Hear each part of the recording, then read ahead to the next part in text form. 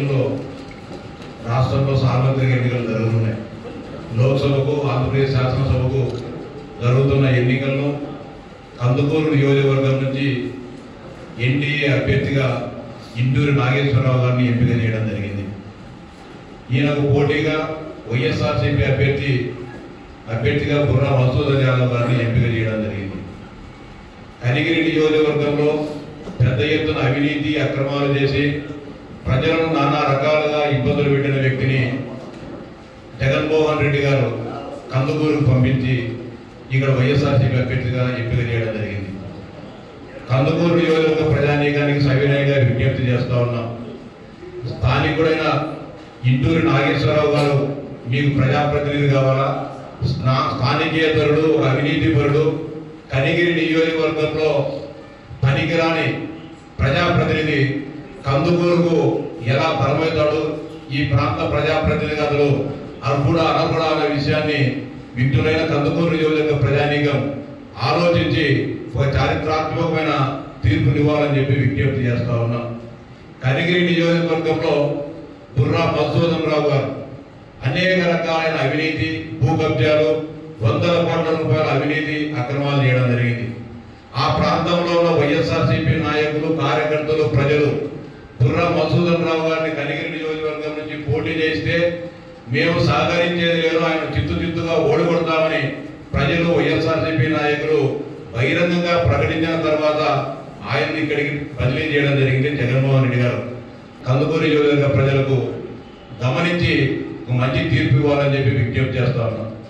ఇంటూరు నాగేశ్వరరావు గత 3 సంవత్సరాలుగా ఈ నియోజకవర్గాన్ని అంటి పెట్టుకొని ప్రజలకు ఏ సమస్య వచ్చినా, ఏ కష్టం వచ్చినా, ఏ నష్టం వచ్చినా ప్రతి దానిలో పాల్గొంటూ వారి పనులను దూరకుంటూ ఈరోజు తెలుగుదేశం పార్టీ అభ్యర్థిగా కందుకూరు నియోజకవర్గ ప్రజలు ముందుకు రావడం జరిగింది. ఆయన్ను అండగా నిలబడి ఆశీర్వదించాలని చెప్పి మేమంతా కూడా సవినయంగా విజ్ఞప్తి చేస్తా ఉన్నాం. ఖచ్చితంగా కందుకూరు నియోజకవర్గంలో ఇంతవరకు తెలుగుదేశం పార్టీ కేవలం 2 మార్లు మాత్రమే విజయం సాధించడం జరిగింది. 2024లో ఇప్పుడు జరుగుతున్న ఎన్నికల్లో ఇంటూరి నాగేశ్వరరావు గారు ఖచ్చితంగా చరిత్ర సృష్టించి ఎన్డీఏ అభ్యర్థిగా అఖండమైన మెజారిటీతో గెలుస్తున్నాడని చెప్పి కూడా మీకు సవినయంగా తెలియజేస్తున్నాం. ఇక జగన్మోహన్ రెడ్డి గారు ముఖ్యమంత్రి అయ్యి దాదాపు 58 నెలలైంది. ఈ 58 నెలల్లో ఈ వర్గము, ఆ వర్గము, ఈ మతము, ఆ కులమని లేకోకుండా అన్ని వర్గాల వారిని వేధించి, హింసించి మళ్ళీ మనకు అవకాశం ఇవ్వమని చెప్పి మనందరి ముందుకు రావడం జరుగుతుంది. విజ్ఞులైన రాష్ట్ర ప్రజానీకం ఆలోచించాల్సిన అవసరం ఎంతైనా ఉంది. ఈ రాష్ట్రంలో ఎలాంటి అభివృద్ధి కార్యక్రమాలు లేవు. కేవలం గతంలో తెలుగుదేశం పార్టీ చేసిన సంక్షేమ కార్యక్రమాలకే పేర్లు మార్చి ఆ కార్యక్రమాలను కొనసాగించాడు తప్ప కొత్తగా ఇచ్చిన ఎలాంటి కార్యక్రమాలు. నిరుద్యోగ యువతను మోసం చేయడం జరిగింది, రైతులను మోసం చేయడం జరిగింది, మహిళలను మోసం చేయడం జరిగింది, పేదలను మోసం చేయడం జరిగింది, మైనారిటీలను మోసం చేయడం జరిగింది, బీసీలను మోసం చేయడం జరిగింది. కేవలం తన సామాజిక వర్గానికి చెందిన రెడ్లకు మాత్రమే కేటాయించి బీసీలకు అన్యాయం చేసిన వ్యక్తి ఎవరైనా ఉన్నారంటే ఒక జగన్మోహన్ రెడ్డి గారు మాత్రమే. పేరుకేమో బీసీలు, నా కుటుంబ సభ్యులు, నా ఆత్మని ఒక పక్క నోటుతో చెప్తూ చేతలగాడికి వచ్చే కొద్దీ బీసీలకు అన్యాయం చేసి బీసీ ద్రోహిగా జగన్మోహన్ రెడ్డి గారు నిలబడడం జరిగింది.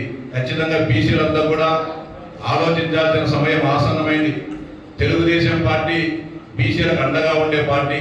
తెలుగుదేశం పార్టీ రాష్ట్రంలో అధికారంలో ఉన్నప్పుడే బీసీలకు సముచితమైన స్థానం, సముచితమైన గౌరవం ఉంటుందనే విషయాన్ని గ్రహించి తెలుగుదేశం పార్టీకి అండగా నిలబడాలని చెప్పి విజ్ఞప్తి చేస్తా ఉన్నాం.